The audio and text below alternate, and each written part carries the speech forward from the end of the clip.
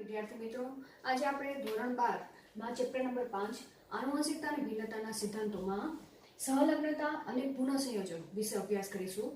સહલગ્નતાને linkage તરીકે પણ ઓળખવામાં આવે છે અને પુનઃસંયોજનને રીકોમ્બિનેશન તરીકે ઓળખવામાં આવે છે, એટલે કે ક્રોસિંગ ઓવરની પ્રક્રિયા. બરાબર, જે આપણે આગળ ચર્ચા કરશું. હવે તે પહેલા આપણે ગઈકાલના લેક્ચરમાં શેના વિશે અભ્યાસ કરેલો હતો તે આપણે રિવાઇઝ કરી નાખી. ગઈકાલના લેક્ચરમાં આપણે સટન અને બોવરી એ બરાબર કોને સટન અને બોવરી નામના વૈજ્ઞાનિકે આનુવંશિકતાનો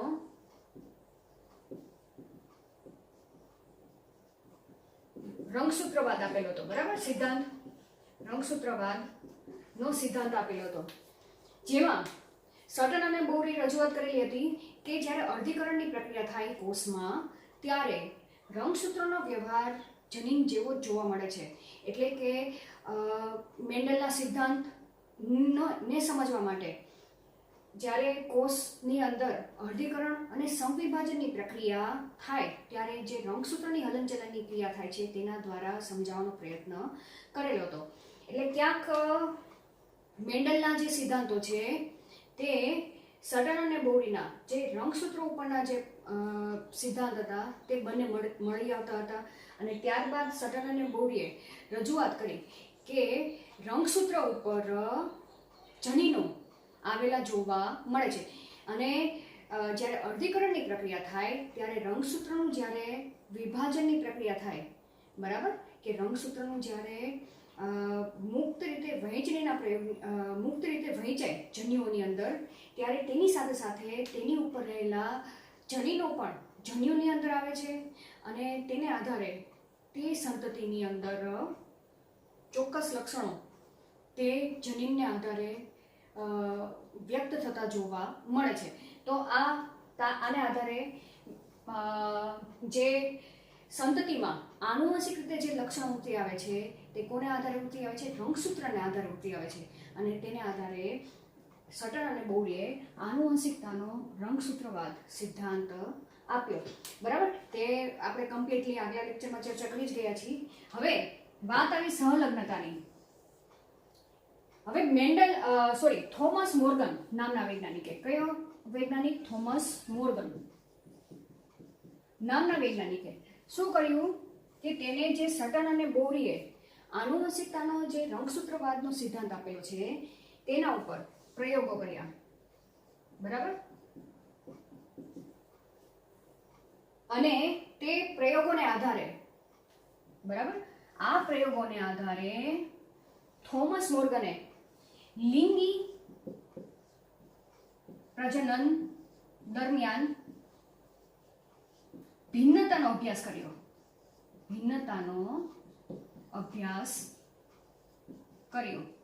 બરાબર, કોને? થોમસ મોર્ગને. કે સટન બોવરીએ જે રંગસૂત્રવાદનો સિદ્ધાંત આપ્યો, એટલે કે સટન અને બોવરીના સિદ્ધાંત પ્રમાણે પિતૃમાંથી સંતતિની અંદર રંગસૂત્રો આનુવંશિક રીતે ઉતરી આવે છે અને તે રંગસૂત્રો ઉપર હાજર રહેલા જનીનો ને આધારે સંતતિમાં લક્ષણો અભિવ્યક્ત થતા જોવા મળે છે. બરાબર, આ રંગસૂત્રવાદ કહે છે. ત્યારબાદ થોમસ મોર્ગને રંગસૂત્રવાદના સિદ્ધાંતને આધારે પ્રયોગો કર્યા. બરાબર, અને તે પ્રયોગો ઉપરથી જે સંતતિ ઉત્પન્ન થાય છે પિતૃમાંથી, એ સંતતિ એ પિતૃ જેવી પણ હોય છે, પરંતુ અમુક સંતતિ એ પિતૃ કરતા ભિન્નતા ધરાવતી જોવા મળે છે. એટલે કે ભિન્નતા એટલે શું? જુદાપણું ધરાવતું જોવા મળે છે. બરાબર, અને તેને લગતો અભ્યાસ કર્યો. તો આ પ્રયોગ માટે થોમસ મોર્ગને કોનો પ્રયોગ કર્યો છે? ડ્રોસોફિલા માખીનો ઉપયોગ કર્યો છે. બરાબર, અથવા તો તેને તમે ફળમાખી પણ કહી શકો. ફળમાખી અને ડ્રોસોફિલા, આનું આખું નામ લખવા જાય તો મેલેનો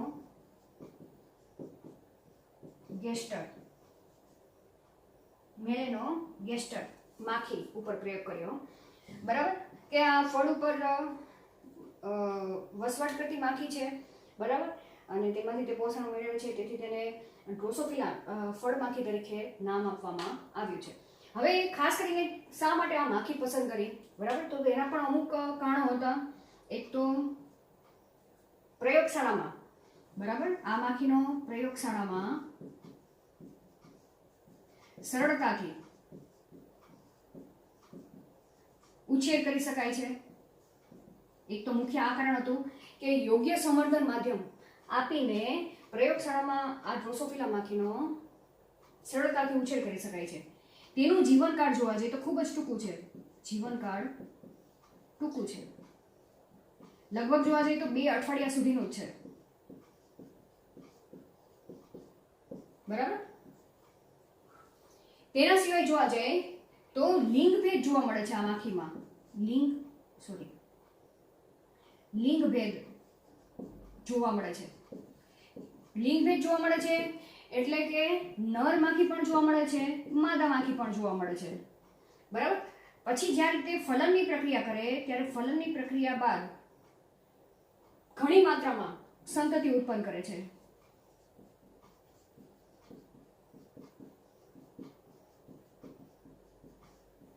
બરાબર? અને ત્યારબાદ જોવા જઈએ તો આનુવંશિક રીતે વિવિધતા પણ ઘણી બધી ધરાવે છે. આનુવંશિક રીતે વિવિધતા ધરાવે છે.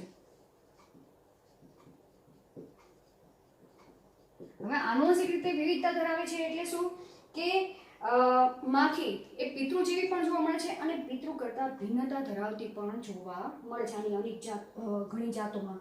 તો ખાસ કરીને જોવા જઈએ તો આ જે મુખ્ય લક્ષણ છે કે પ્રયોગશાળામાં સરળતાથી ઉછેરી શકાય છે, તેનો જીવનકાળ કેવો છે, ટૂંકો છે, લિંગભેદ પણ સ્પષ્ટ રીતે જોઈ શકાય છે, બરાબર? અને જ્યારે તે મૈથુન ક્રિયા કરે છે ત્યારે ઘણી માત્રામાં સંતતિ પણ ઉત્પન્ન કરે છે, બરાબર? અને ખાસ કરીને આનુવંશિક રીતે વિવિધતા ધરાવતી જોવા મળે છે અને તેને સરળતાથી માઇક્રોસ્કોપ હેઠળ તેને લો પાવર લેન્સમાં જોઈ પણ શકાય છે. તો આવા વિશિષ્ટ કારણોના હિસાબે થોમસ મોર્ગને ફળમાખી અથવા તો ડ્રોસોફિલા મેલેનોગેસ્ટર નામની માખીનો ઉપયોગ પ્રયોગ માટે કર્યો. હવે થોમસ મોર્ગને પોતાના પ્રયોગમાં નર અને માદા માખીનો ઉપયોગ કર્યો અને તેને આધારે સહલગ્નતા અને પુનઃસંયોજન સમજાવવાનો પ્રયત્ન કર્યો. તો હવે આપણે તેના વિશે ચર્ચા કરી જઈએ, બરાબર? શેના ઉપર? ડ્રોસોફિલા માખી ઉપર અસંખ્ય પ્રયોગ કર્યા, પણ કયા પ્રયોગ કર્યા? દ્વિસંકરણના પ્રયોગ કર્યા. દ્વિસંકરણના પ્રયોગ કર્યા. કોના જેવા કે મેન્ડલે જે દ્વિસંકરણના પ્રયોગ કર્યા હતા એ આપણે ખબર જ છે કે વટાણાની 2 શુદ્ધ સંવર્ધિત જાતો જે 2 લક્ષણોની બાબતમાં જુદાપણું ધરાવતી હતી, બરાબર? એક વટાણાનો છોડના બીજ ગોળ અને પીળા હતા અને બીજો વટાણાનો છોડ લીધો હતો, તે કેવો લીધો હતો? ખરબચડા અને લીલા રંગના બીજ ધરાવતા, વચ્ચે સંકરણ કરાવ્યું, બરાબર? તો સેમ એવો જ પ્રયોગ અહીંયા થોમસ મોર્ગને કર્યો ડ્રોસોફિલા ઉપર. હવે એ જે ડ્રોસોફિલા ઉપર જે પ્રયોગ કર્યો, બરાબર? હવે ડ્રોસોફિલા તરીકે તેને કયા 2 લક્ષણ ધરાવતી માખી ડ્રોસોફિલા વાળી માખી પસંદ કરી? એક ડ્રોસોફિલા વાળી માખી હતી સફેદ આંખવાળી, બરાબર? અને પીળા રંગવાળી. આ 2 લક્ષણની બાબતમાં આ બંને ડ્રોસોફિલા માખી જુદાપણું ધરાવતી હતી. બીજી માખી લીધી જેને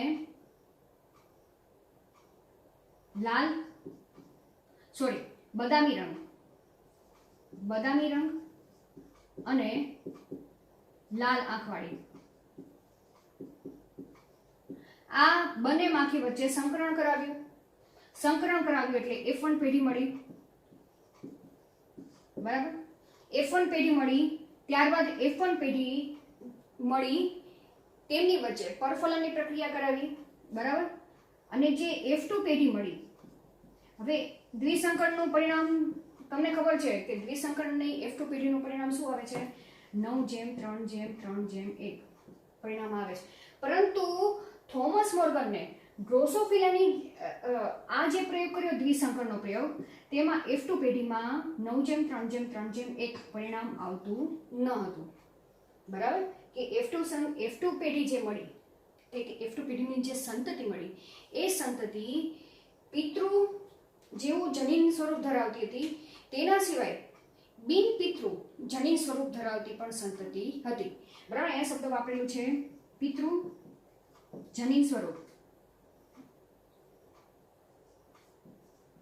ધરાવતી અને બિન પિતૃ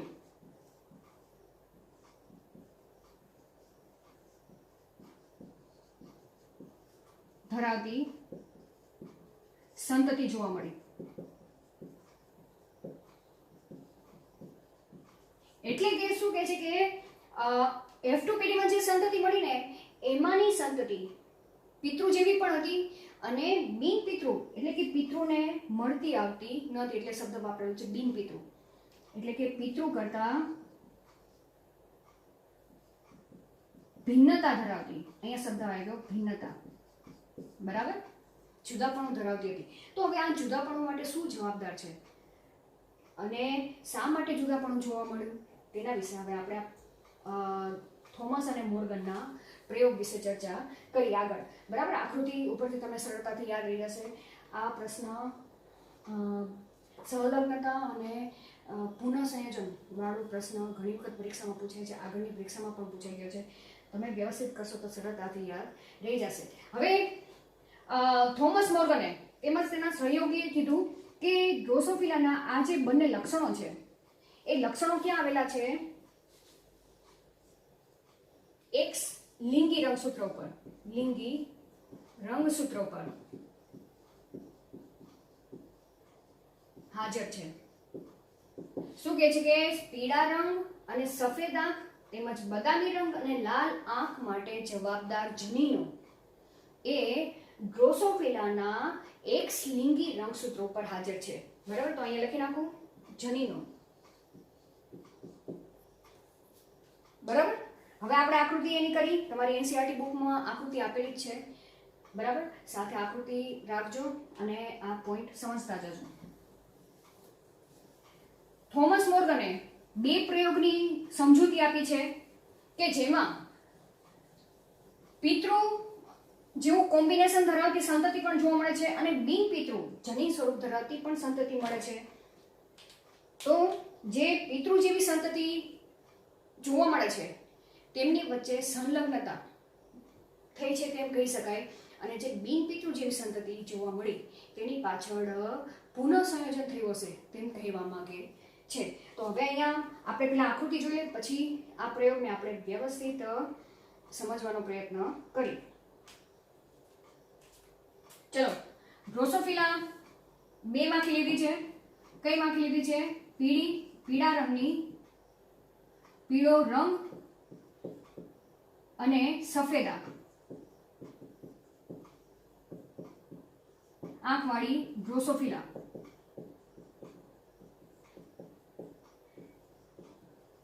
માખી. બરાબર, હવે અહીંયા જે પીળો રંગ અને સફેદ આંખ વાળી માખી છે એ કેવી છે? માદા છે. બરાબર, તો હું અહીંયા લખી નાખું, માદાની નિશાની આ રીતે કરું છું. બરાબર, હવે આના માટે સંજ્ઞા શું વાપરેલી છે એ પણ આપણે અહીંયા લખી નાખી. પીળા રંગ માટે Y વાપરેલું છે. બરાબર, અને બીજી જે ડ્રોસોફિલા માખી લીધી છે એ બીજી ડ્રોસોફિલા માખી સફેદ રંગ માટે W પસંદ કર્યો છે. બરાબર, હવે આ જે માખી છે એ કેવી છે? પ્રચ્છન્ન છે. યાદ રાખજો, આ શબ્દ તમારે ખાસ યાદ રાખવાના છે. બરાબર, હવે જે બીજી માખી પસંદ કરી છે નર તરીકે, બરાબર, એ નર તરીકે ડ્રોસોફિલા માખી કઈ છે? માખી કઈ લીધી છે? નર. એ બદામી રંગ, જેના માટે Y+ અને લાલ આંખ માટે W+. હવે અહીંયા આ જે નર ડ્રોસોફિલા માખી છે એ કેવો છે? પ્રભાવી છે. પ્રભાવી. બરાબર. હવે આ જે લક્ષણ છે એ લક્ષણને વન્ય પ્રકાર નામ આપેલું છે. વન્ય પ્રકાર. હવે આપણે તેને આગળ આપણે ચર્ચા કરી ગયા કે આ લક્ષણ માટે જવાબદાર જનીન એ ક્યાં આવેલા છે?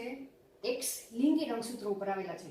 તો માદાની અંદર 2 એક્સ લિંગી રંગસૂત્ર હાજર હોય છે. નરની અંદર 1 એક્સ લિંગી રંગસૂત્ર હોય અને 1 વાય રંગસૂત્ર હોય. બરાબર. તો અહીંયા આપણે પેલા માદાના એક્સ લિંગી રંગસૂત્ર કરી નાખી.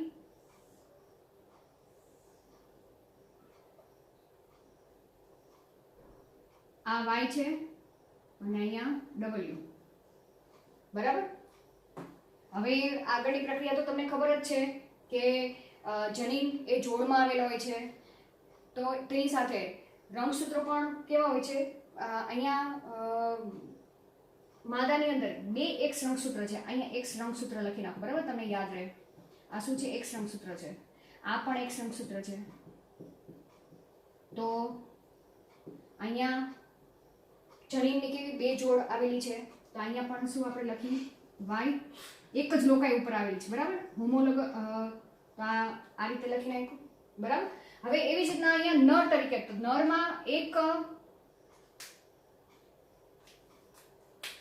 નરમાં એક એક્સ રંગસૂત્ર છે.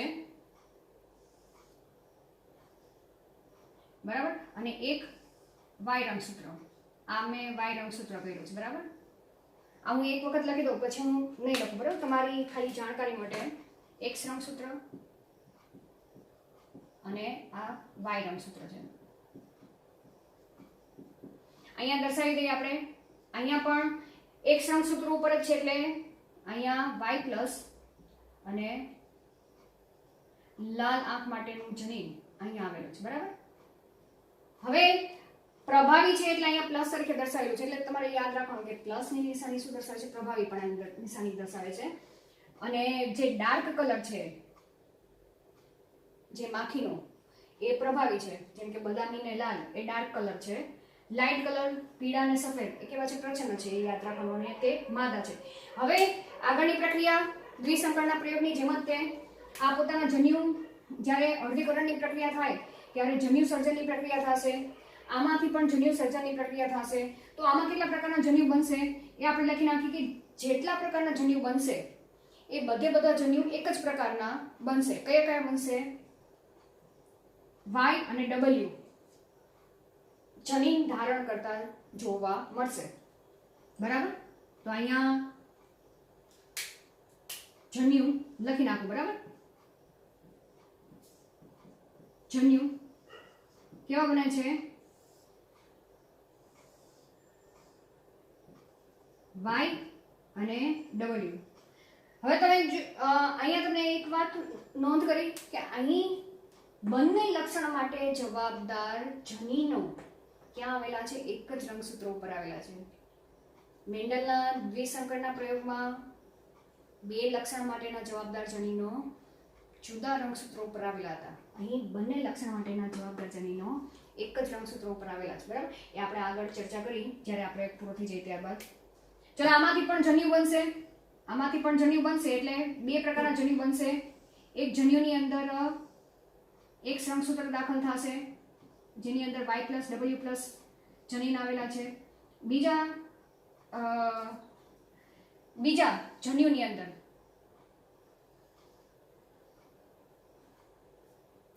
y રંગસૂત્ર દાખલ થશે. બરાબર. હવે આગળની આકૃતિ કે જ્યારે ફલનની પ્રક્રિયા થાય, અહીંયા આપણે ફલનની પ્રક્રિયા દર્શાવી દઈએ. બરાબર. તો આ જન્યુ આની સાથે જોડાશે, આ જન્યુ આની સાથે પણ જોડાઈ શકે. બરાબર. તો F1 સંતતિ આપણને કેવી મળશે એ આપણે લખી નાખી. અહીંયા જન્યુ લખી દઉં. આ પણ અહીંયાના જન્યુ છે. બરાબર. આ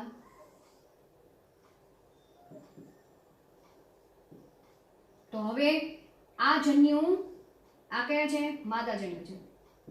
આ નર જન્યુ છે. બરાબર. આની સાથે જોડાય. બરાબર. તો F1 પેઢી આ કયા છે? પિતૃ છે. હવે આ શું બનશે? F1 પેઢી આપણે લખી છે. બરાબર. F1 પેઢી F1 પેઢી તમે ડ્રો કરી નાખો. આ એક રંગસૂત્ર જે માતા તરફથી આવ્યું છે, આ બીજું રંગસૂત્ર જે પિતા તરફથી આવ્યું છે, એક્સ રંગસૂત્ર. જે સીધી લીટી કરેલી છે ને તે એક્સ રંગસૂત્ર છે, યાદ રાખી લેવાનું. બરાબર. અહીંયા શું લખવાનું? y plus w plus. Same એ રીતે આ માદાજન્યુ નરજન્યુ સાથે જોડાશે. બરાબર, એટલે કે y સાથે જોડાશે. તો અહીંયા શું બનશે? આ x અને આ y. x કોનું છે રંગસૂત્ર? માદાનું છે, જેની ઉપર y અને w બંને પ્રચ્છન્નજનીન આવેલા છે. હવે તમને લખતા આવડી જશે. અહીંયા લક્ષણ કોણ અભિવ્યક્ત થશે કે આ જન્યુ આ સંતતિમાં લક્ષણો આપણે લખવા જઈએ તો y પ્લસ w પ્લસ કેવા છે? પ્રભાવી છે. બરાબર. તો લક્ષણો કયા છે? બદામી રંગ અને લાલ આંખ વાળી સંતતિ ઉત્પન્ન થશે. અને YW છે, તો YW એ કોના માટે જવાબદાર છે? કયા લક્ષણ માટે? પીળા રંગ અને સફેદ આંખ. બરાબર. આને આપણે શું નામ આપ્યું છે? વન્ય પ્રકાર. ચોપડીમાં આપણે શું લખેલું છે? વન્ય પ્રકાર. બરાબર. અને અહીંયા શું આવશે? પીળા રંગ અને સફેદ આંખ વાળી માખી મળશે. હવે અહીંયા તમે જોશો તો બંને એક છે, એટલે આ જે માખી મળી તે કેવી મળશે? માદા. અહીંયા x અને y છે, તો આ માખી કેવી મળશે? નર. તો અહીંયા તમે જોશો તો પીળા રંગ, પિતૃમાં તમે જોવા જાઓ તો પીળા રંગ અને સફેદ આંખવાળી ડ્રોસોફિલા માખી કેવી છે? માદા છે. વન્ય પ્રકારની માખી કેવી છે? નર છે. પણ જ્યારે F1 સંતતિ મળે છે ત્યારે બંને કેવું થઈ ગયું છે? ઉલટું થઈ ગયું છે. F1 સંતતિમાં પીળા રંગ અને સફેદ આંખવાળી માખી એ નર બને છે અને વન્ય પ્રકાર ધરાવતી માખી એ માદા બને છે. ખ્યાલ આવી ગયો? હવે થોમસ મોર્ગને શું કર્યું કે જે F1 પેઢી મળેલી છે, એટલે કે આ એક માદા મળેલી છે, એક નર મળેલી છે, તેમની વચ્ચે જ સંકરણ કરાવ્યું. એટલે હું અહીં ક્રોસ કરું છું. બરાબર. તો હવે આગળની પ્રક્રિયા વિસંકરણના પ્રયોગની જેમ જ તે જન્યુ સર્જનની પ્રક્રિયા તમને લખતા આવડવી જોઈએ. હવે અહીંયા સુધી તો બધાને આવડી જ જશે. મેન્ડલના દ્વિસંકરણની પ્રયોગને અનુસાર F1 પેઢી બનાવતા આવડી જશે.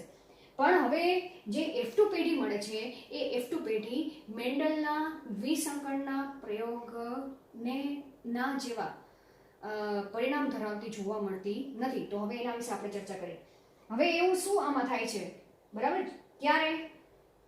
જ્યારે હવે જન્યુ સર્જનની પ્રક્રિયા થાય છે તે દરમિયાન અહીંયા જન્યુની અંદર, એટલે કે જન્યુ નિર્માણ વખતે ક્રોસિંગ ઓવરની પ્રક્રિયા જોવા મળે છે. હવે આ સમજવા માટે આપણે શું, હવે જન્યુ સર્જનની પ્રક્રિયા, આમાં પણ જન્યુ બનશે, આમાં પણ જન્યુ બનશે, આમાંથી. બરાબર. તો હવે જન્યુ નિર્માણ માટે ફરીથી તમારે અર્ધીકરણની પ્રક્રિયામાં જવું પડશે. બરાબર. જ્યાં જ્યાં જન્યુ નિર્માણની પ્રક્રિયા થાય ત્યારે આ જે કોષ છે તેની અંદર કયા કયા ફેરફાર થાય તમને ખબર છે? અર્ધીકરણ 1 ચાલુ થાય, અર્ધીકરણ 2 ચાલુ થાય અને ઉત્પન્ન થનારી સંતતિમાં રંગસૂત્રની સંખ્યા અડધી હશે. બરાબર. આ જન્યુ નિર્માણની પ્રક્રિયા. હવે અહીંયા આ પ્રયોગ છે એ હું તમને સાઈડમાં દર્શાવું. બરાબર. જન્યુ નિર્માણની ક્રિયા. આ એક આ y છે. બરાબર. આ w છે. સેમ અહીંયા y પ્લસ છે,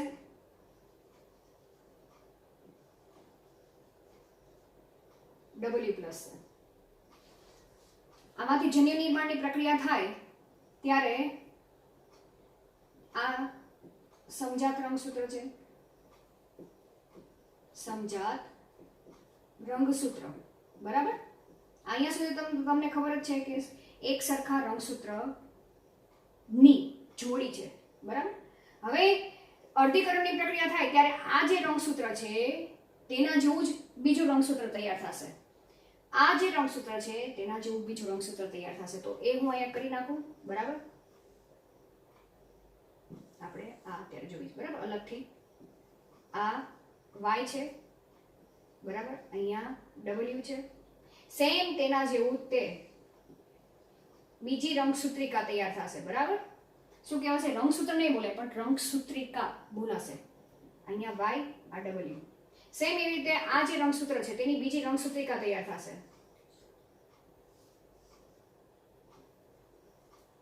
અહીંયા શું છે? Y plus W plus, same અહીંયા Y પ્લસ W પ્લસ. બરાબર, અહીંયા જોડાઈ ગયા. તો હવે આને શું કહેવાશે? આને પણ શું કહેવાશે? સમજાત રંગસૂત્ર જ કહેવાશે, પણ શું બોલે? સમજાત રંગસૂત્રની જોડી કહેવાશે. બરાબર, હવે અહીંયા આને રંગસૂત્રિકા અથવા તો શું કહેવાશે? સિસ્ટર ક્રોમેટાઇડ તરીકે ઓળખવામાં આવે છે. આને પણ બીજી સિસ્ટર ક્રોમેટિન એટલે કે રંગસૂત્રિકા કહેવાશે. બરાબર, હવે જન્યુ સર્જનની પ્રક્રિયા, આ ખાસ યાદ રાખજો. આપણે આનું જ પ્રક્રિયા અહીંયા લખી છે, જન્યુ નિર્માણની પ્રક્રિયા. આમાં એક પ્રકારનો જન્યુ કેવું બનશે? તમને ખબર જ છે, વિશ્લેષણની પ્રક્રિયા થાય. વિશ્લેષણની પ્રક્રિયા થાય એટલે કે આ એક કોષની અંદર આ ક્રોમોસોમ દાખલ થઈ જશે, એક કોષની અંદર આ ક્રોમોસોમ દાખલ થઈ જશે. એટલે કે થાય તેની પહેલા આની અંદર ફેરફાર તમને જોવા મળશે કે હવે અહીંયા એક જન્યુની અંદર આ જ પ્રકારનું રંગસૂત્ર દાખલ થઈ જશે. બરાબર, Y W ધારણ કરતો, અહીંયા W. એટલે કે એક જન્યુની અંદર બે રંગસૂત્રિકા પૈકી એક રંગસૂત્રિકા દાખલ થશે. બીજા જન્યુની અંદર આ જે બંને રંગસૂત્રિકા પૈકી એક રંગસૂત્રિકા દાખલ થશે, એટલે કે અહીંયા Y પ્લસ W પ્લસ વાળી.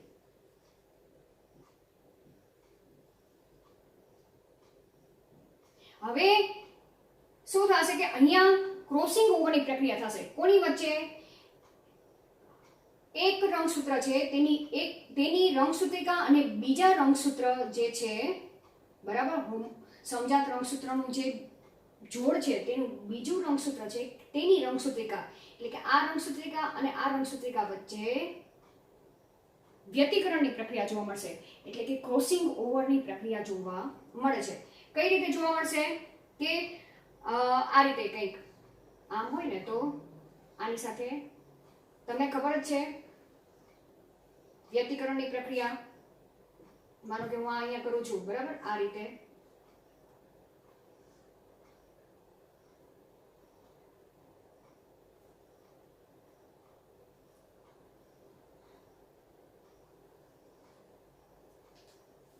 આ રીતે વ્યતિકરણની પ્રક્રિયા થશે. ક્યારે? જ્યારે અર્ધીકરણનો જ્યારે પૂર્વ અવસ્થા ચાલુ થાય છે ત્યારે પૂર્વ અવસ્થા દરમિયાન અહીં સાયનેપ્સ જેવી રચના તૈયાર થાય છે. બરાબર, સાયનેપ્સ જેવી રચના એટલે કે શું? કે બે રંગસૂત્રિકા, નન રંગસૂત્રિકા એટલે કે નન ક્રોમેટિન, સિસ્ટર ક્રોમેટાઇડ કે સરખી રંગસૂત્રિકા વચ્ચે નહીં પણ બીજી જે તેના જેવી રંગસૂત્રિકા નથી. જો આ રંગસૂત્રિકા છે તેની ઉપર જનીન કયું છે? YW છે. બીજી રંગસૂત્રિકા છે તેની ઉપર જનીનની કઈ એલેલ આવેલી છે? Y પ્લસ W પ્લસ આવેલું છે. બરાબર, તો આ બે વચ્ચે ક્રોસિંગ ઓવરની પ્રક્રિયા થશે. ક્રોસિંગ ઓવરની પ્રક્રિયા થશે એટલે કે આનું જે જનીન છે, જનીનવાળો ભાગ એ આમાં ટ્રાન્સફર થઈ જશે, આનો જનીનવાળો ભાગ આમાં ટ્રાન્સફર થઈ જશે. ખ્યાલ આવી ગયો? એટલે કે આ Y વાળો ભાગ છે આ રીતે આમ જોડાશે અને આનો ભાગ આ રીતે આમ જોડાશે. એટલે કે એક જન્યુની અંદર જ્યારે આ રીતે ક્રોસિંગ ઓવરની પ્રક્રિયા થશે ત્યારે આ રંગસૂત્રિકાનો જે Y પ્લસ વાળો જનીનનો ભાગ છે તે આવી જશે અને આની સાથે, એટલે અહીંયા W તો એમનેમ જ રહેશે. બરાબર, પણ Y ની જગ્યાએ Y પ્લસ વાળો ભાગ ટ્રાન્સફર થઈ જશે. એવી જ રીતના જે ચોથું જન્યુ બનશે એ જન્યુ કેવી રીતે બનશે? આનો રંગસૂત્રિકાનો આ કટકો એ આમાં ટ્રાન્સફર થઈ જશે. એટલે કે અહીંયા Y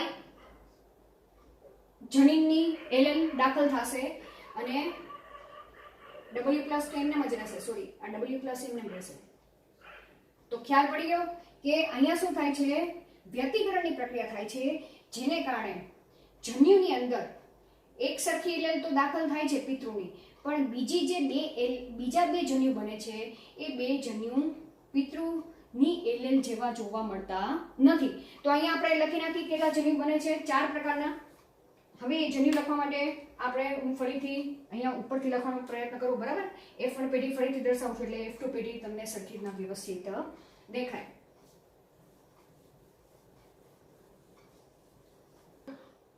હવે આને ફરીથી F1 પેઢી અહીંયા તમને દર્શાવી દીધી, બરાબર.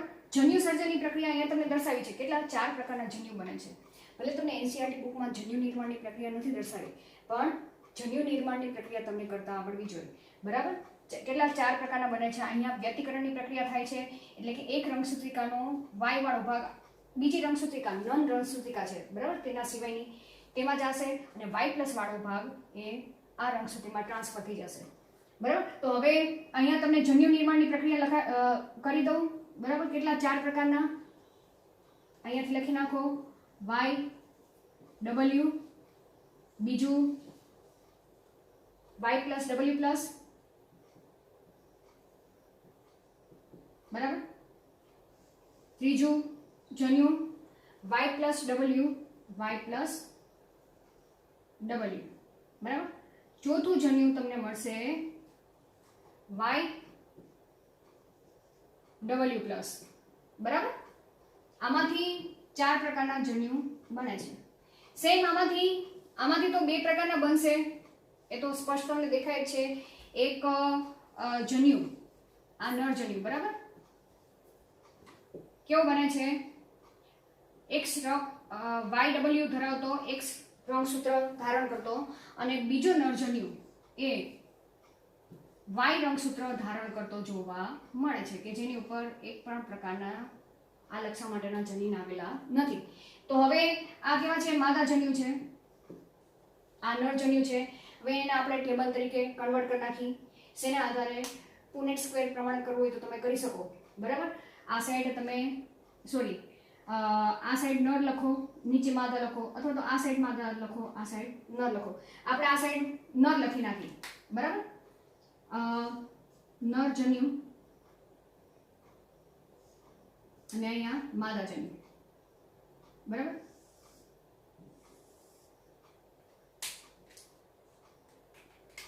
અહીંયા 2 પ્રકારના જન્યુ બને છે. કયા ડ્રો કરી નાખો, YW, બરાબર, YW, અને બીજો જન્યુ કયો છે, Y લિંગી રંગસૂત્ર ધારણ કરતો જન્યુ, બરાબર. આ કયા જન્યુ લખેલા છે મેં, નર જન્યુ છે આપણા, બરાબર, નર જન્યુ. સેમ રીતે અહીંયા માદા જન્યુ લખી નાખો. કયા છે આ 4 માદા જન્યુ લખી નાખો. કયા છે, YW ધારણ કરતો X રંગસૂત્ર ધારણ કરતો નર જન્યુ, બીજો નર જન્યુ પણ X લિંગી રંગસૂત્ર ધારણ કરતો, જેની ઉપર Y+ W+ આવેલું છે, બરાબર. ત્રીજો જન્યુ જેના X રંગસૂત્ર ઉપર કઈ આવેલું છે, માદા અંડકોષ Y+ W જનીન ધારણ કરતો. ચોથો જન્યુ માદા જન્યુ, બરાબર, જેના ઉપર કયા જનીન આવેલા છે, Y અને W+. જો લખવામાં ભૂલ ન કરતા, શાંતિથી જનીનનું બંધારણ તમારે લખી નાખવાનું, બરાબર. હવે તમને ક્રોસ મેચ કરતા આવડે છે કે આ અંડકોષ આની સાથે જોડાય તો શું બનશે, 2 અહીં લખી નાખો, YW, YW. આ કેવું બનશે, માદા બનશે, બરાબર. 2 X રંગસૂત્ર છે. આ માદા જન્યુ આની સાથે જોડાય, બરાબર, તો શું બનશે, અહીંયા શું છે, YW છે, અને આ વાય રંગસૂત્ર. આ શું બનશે? નર બનશે. આપણે એની આઈડેન્ટિટી પછી લખી નાખી. આની સાથે જોડાય, બરાબર?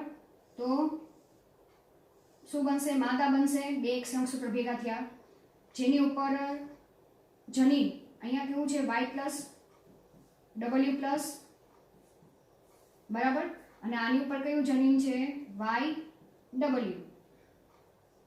સેમ આ અંડકોષ આ નર જનીન સાથે જોડાય, બરાબર? તો એક રંગસૂત્ર લખી નાખો. શું છે? વાય પ્લસ ડબલ્યુ પ્લસ અને વાય રંગસૂત્ર. આ શું છે? નર છે, બરાબર? એવી જ રીતના આની સાથે જોડાય તો બે એક્સ રંગસૂત્ર ભેગા થયા. એક રંગસૂત્ર ઉપર શું છે? Y plus W. એક રંગસૂત્ર ઉપર શું છે? એક્સ રંગસૂત્ર ઉપર વાય ડબલ્યુ. સેમ આની સાથે જોડાય તો એક એક્સ રંગસૂત્ર જેની ઉપર વાય પ્લસ છે, બરાબર? ડબલ્યુ છે અને એક વાય રંગસૂત્ર. સેમ અહીંયા લખી નાખો. બે એક્સ રંગસૂત્ર કરી નાખો. આ વાય ડબલ્યુ છે, વાય ડબલ્યુ પ્લસ છે અને અહીંયા આવશે વાય અને ડબલ્યુ, બરાબર? અને અહીંયા આવશે વાય ડબલ્યુ પ્લસ અને એક વાય રંગસૂત્ર, બરાબર? આ બધા ક્યાં બન્યા છે? નર બન્યા છે, બરાબર? હવે આપણે તેની આઈડેન્ટિટી લખી નાખી. આ જે બનશે અહીંયા બંને કેવા છે? પ્રચ્છન્ન છે, બરાબર? પ્રચ્છન્ન એટલે કે પીળા રંગની સફેદ આંખવાળા. અહીંયા પણ પ્રચ્છન્ન છે, તો આ નર પણ કેવો બનશે? પીળા રંગ અને સફેદ આંખોની, બરાબર? સેમ અહીંયા વાય પ્લસ ડબલ્યુ પ્લસ છે, જે કેવા છે? પ્રભાવી છે. પ્રભાવી છે એટલે કે કેવા? વન્ય પ્રકાર લખાશે આપણે, પ્રકારના. એવી જ રીતના અહીંયા વાય પ્લસ ડબલ્યુ પ્લસ છે, તો આ માદા કેવી બનશે? વન્ય પ્રકાર. તો સેમ આ નર પણ કેવો બનશે? વન્ય પ્રકારનો બનશે, બરાબર? એવી જ રીતના અહીંયા પણ તમે જોવા જાઓ તો અહીંયા વાય પ્લસ છે અને આ વાય છે, તો પ્રભાવી કોણ છે? Y plus. વાય પ્લસ એટલે કે વન્ય પ્રકાર, બરાબર? વન્ય પ્રકાર જોવા મળશે અહીંયા. અને એવી જ રીતના અહીંયા પણ વાય પ્લસ છે, તો આ પણ કેવું બનશે? વન્ય પ્રકાર, નર બનશે. એવી જ રીતના ડબલ્યુ છે, એ ડબલ્યુ શેના માટે છે? પ્રચ્છન્ન છે અને પ્રચ્છન્નપણાના લક્ષણ માટે શું બનશે? સફેદ રંગ બનશે અહીંયા. અને અહીંયા વન્ય પ્રકાર તમે જોવા જાઓ તો વન્ય પ્રકાર તો છે, તેની સાથે ડબલ્યુ છે. હવે ડબલ્યુ એટલે શું? સફેદ રંગ, બરાબર? એવી જ રીતના અહીંયા તમે જોવા જાઓ તો વાય છે. વાય એટલે શું થશે? પીળા રંગની. અને ડબલ્યુ પ્લસ ડબલ્યુ એટલે લાલ રંગની જોવા મળે છે, બરાબર? એવી જ રીતના અહીંયા પણ તમે જોવા જાઓ તો વાય અને ડબલ્યુ પ્લસ છે. વાય એ શેના માટે છે? પીળા માટે. અને ડબલ્યુ પ્લસ એ તમે જોવા જાઓ તો વન્ય પ્રકાર,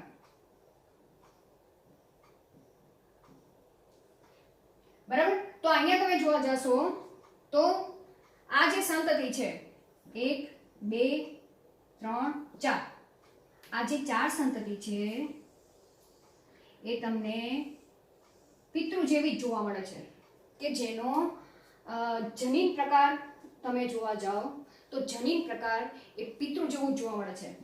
આ પિતૃ જેવું. પણ બાકીના જે તમે 4 જોવા જાઓ છો, આ જે 4 છે જેના તમે જનીન પ્રકાર જોવા જાઓ અને જનીનની પ્રકારની સાથે તમે સ્વરૂપ પ્રકાર પણ જોવા જાઓ તો બિન પિતૃ જેવા તમને જોવા મળે છે. કેવા જોવા મળે છે? બિન પિતૃ જેવા. તો એનો મતલબ શું કે અહીં રીકોમ્બિનેશન જેવી પ્રક્રિયા થઈ હોય, કેવી આ રીકોમ્બિનેશનની પ્રક્રિયા થઈ છે તેને કારણે જે સંતતિ મળે છે એ સંતતિ બિન પિતૃ જેવી પણ જોવા મળી આવે છે.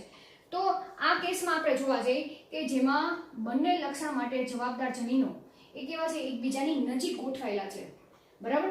નજીક ગોઠવાયેલા છે તેથી તેમાં જે પિતૃ જેવી જે સંતતિ જોવા મળે છે એ પિતૃ જેવી સંતતિનું પ્રમાણ આપણે જો ટકાવારીમાં લખવા જાય તો તમને જોવા મળે છે 98.7% જેટલું જોવા મળે છે. કેટલું જોવા મળે છે? 98.7. એટલે કે તમે જે મોટા ભાગની સંતતિ જે જોવા મળી એ પિતૃ જેવી જ જોવા મળી. માત્ર 1.3% જેટલી સંતતિ બિન પિતૃ જેવી જોવા મળી, એટલે કે આમાંની કોઈ પણ પ્રકારની જોવા મળી. તો હવે આ શું દર્શાવે છે કે જે પિતૃ હતા એ પિતૃ જેવી જ તે સંતતિ ઉતરી આવી છે. એટલે કે પિતૃમાં જે જનીનો હતા હાજર જે રંગસૂત્રો ઉપર, એ જ રંગસૂત્ર સંતતિમાં આનુવંશિક રીતે ઉતરી આવ્યા છે. એ રંગસૂત્રવાદને આધારે સમજાવવા માંગે છે, ઉતરી આવે છે. બરાબર? તો કહેવા માંગે છે કે ખાસ કરીને એવા સમયે જ્યારે આ જે બે લક્ષણ માટે જવાબદાર જે રંગસૂત્ર છે એ આખું રંગસૂત્ર આનુવંશિક રીતે સંતતિમાં ઉતરી આવે છે, જેને સંલગ્નતા તરીકે ઓળખવામાં આવે છે. હવે આની સ્પષ્ટ વ્યાખ્યા આપણે વાત કરી કે આ જે આનુવંશિક રીતે સંતતિમાં ઉતરી આવ્યા છે આ બંને જનીનો જે પિતૃમાં પણ હાજર હતા જે રંગસૂત્ર ઉપર, એ જ રંગસૂત્ર સંતતિમાં જોવા મળ્યું. બરાબર? તો તે શું દર્શાવે છે? સંલગ્નતા દર્શાવે છે. તેને શેના તરીકે ઓળખવામાં આવે છે? સંલગ્નતા તરીકે ઓળખવામાં આવે છે. તો હવે આપણે શું દર્શાવે છે? સંલગ્નતા.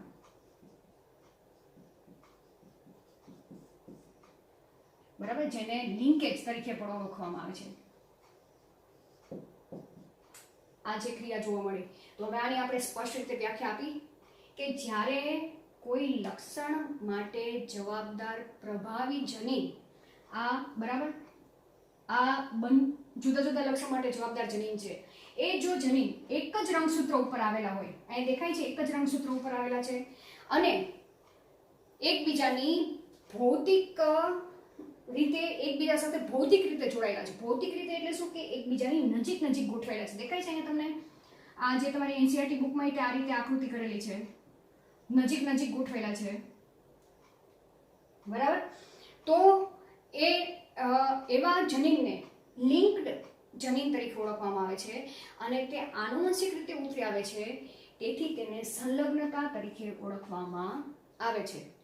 હવે અહીંયા સમજાવવા માંગે છે સંલગ્નતામાં કે જો જનીનો ખૂબ જ નજીક ગોઠવેલા હોય, ફોર એક્ઝામ્પલ અહીંયા તમને દર્શાવવા જાઉં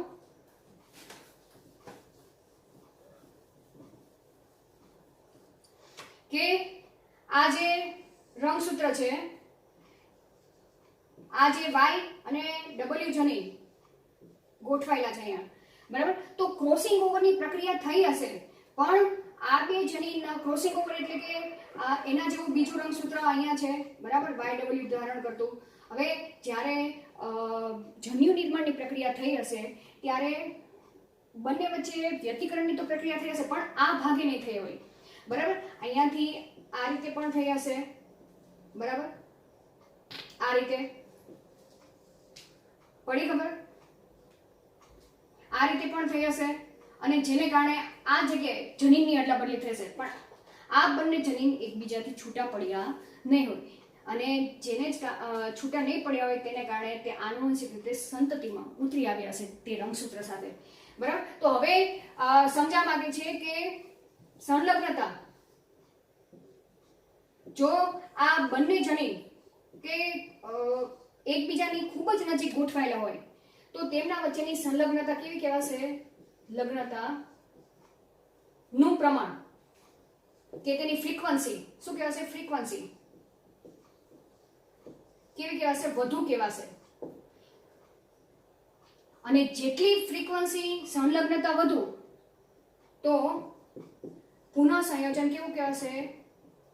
સંયોજન કે ક્રોસિંગની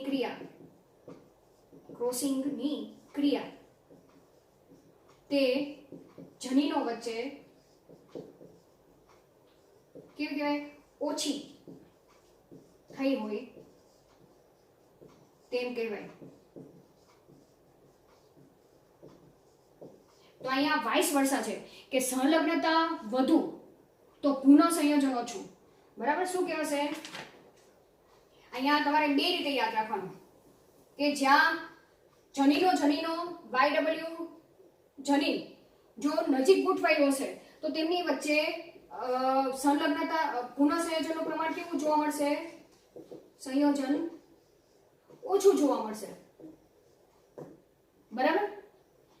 હવે બીજી એક આપણે ચર્ચા કરી કે જો આ Y જનીન ની સાવ નજીક અહીંયા બીજું જનીન ગોઠવાયેલું હોય કે તેમની વચ્ચે કોઈ સ્પેસ જ નથી. બરાબર? સાવ માઇનર સ્પેસ છે, જગ્યા છે. બરાબર? આ રીતે તો તેની સંલગ્નતા ખૂબ જ વધુ કહેવાશે. સંલગ્નતા ખૂબ જ વધુ. અને તેની સરખામણીમાં પુનઃ સંયોજનનું પ્રમાણ એટલે કે સંયોજન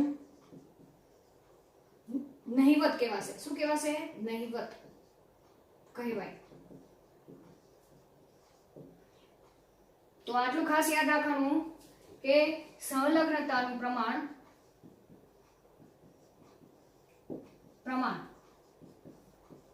એ બે જનીનો વચ્ચે ના અંતર ના પ્રમાણમાં જોવા મળે છે. બરાબર? અંતર અહીંયા વધુ તો સંલગ્નતા ઓછી. બરાબર? અહીંયા મારો કે આ બીજું એક ઉદાહરણ આના ઉપરથી લઈ લઈ કે આ Y જનીન અહીંયા આવેલું છે અને આ W જનીન અહીંયા આવેલું છે. તો બંને વચ્ચેનું જો અંતર વધારે હોય તો શું કહેવાશે? સંલગ્નતા ઓછી. અને તેમની વચ્ચે જે રીકોમ્બિનેશન એટલે કે જે ક્રોસિંગ ઓવરની પ્રક્રિયા થાય છે વ્યતિકરણ દ્વારા તે કેવી કહેવાશે? પુનઃ સંયોજન વધુ કહેવામાં આવે છે. તો આ જે આપણે જે તમારી NCERT બુકમાં જે ક્રોસ A સેક્શન દર્શાવ્યું છે તે આપણે પૂરું કર્યું. બરાબર? હવે આપણે ક્રોસ B સેક્શન વિશે ચર્ચા કરી. તેમાં સેમ આ જ આકૃતિ વિશે ચર્ચા કરવાની છે. માત્ર ફેર કેટલો છે કે અહીં જે બે જનીન નજીક દર્શાવેલા છે ક્રોસ B સેક્શનમાં બંને જનીનો એટલે કે અહીંયા ક્રોસ B સેક્શનમાં આંખ માટેનું જે જનીન લીધેલું છે અને તેની સાથે ડ્રોસોફિલા માખીનું બીજું લક્ષણ લીધેલું છે પાંખ માટેનું, અને જે જનીન અહીંયા દૂર આવેલું છે. માત્ર ફેર એટલો છે. બરાબર? આ રીતે સેન્ટ્રોમિયર છે તેની આ રીતે નજીકમાં આવેલું છે. બરાબર? ઓકે, હવે ક્રોસ B સેક્શનની આપણે નેક્સ્ટ લેક્ચરમાં ચર્ચા કરીશું અને બંનેને કમ્પેરિઝન વાઇઝ આપણે અભ્યાસ પૂર્ણ કરીશું.